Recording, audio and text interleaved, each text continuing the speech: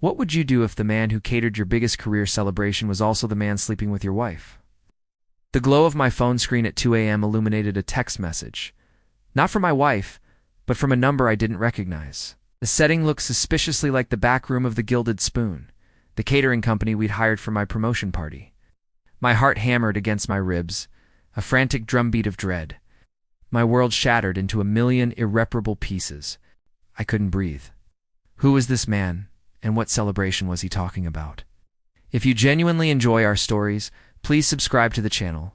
Tell us where you're from and what time it is right now. It's always fascinating to know how far our story flows. The promotion party at the Peninsula Hotel in Chicago had been the pinnacle of my career. Sarah had been by my side, playing the perfect supportive wife, or so I thought.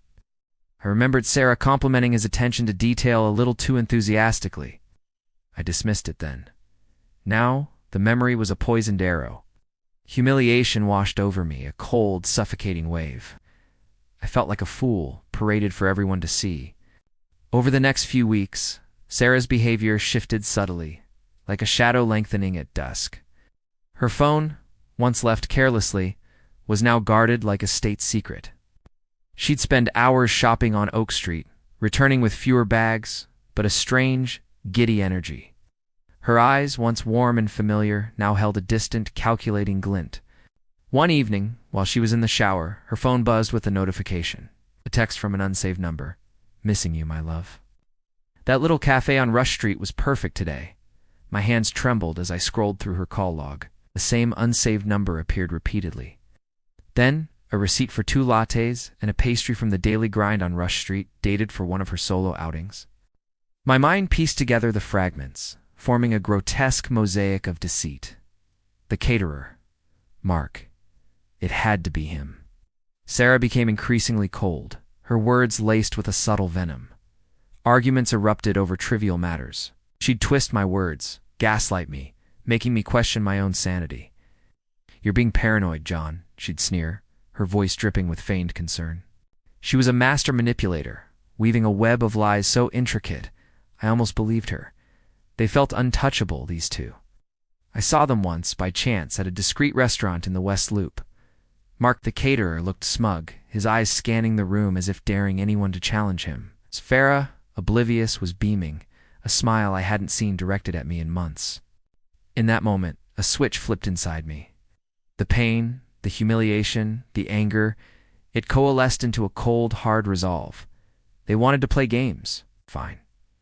I would show them how a real game was played. I broke down that night, alone in my office, the city lights of Chicago blurring through my tears. But from the ashes of that despair, a new man emerged, a strategic, ruthless man. I began to gather proof, meticulously, silently. I hired a private investigator, a quiet woman named Elena. She provided me with photos, stumps, and detailed reports of their rendezvous. I installed spyware on Sarah's laptop, capturing emails and messages that painted a vivid picture of their sordid affair. I consulted with a divorce attorney, a sharp, no-nonsense woman named Ms. Davies. With the evidence secured, I began to set my traps. I subtly shifted assets. I leaked anonymous tips to local gossip blogs, hinting at a prominent socialite's scandalous affair. I arranged for a surprise anniversary dinner at a restaurant where Mark was catering a private event.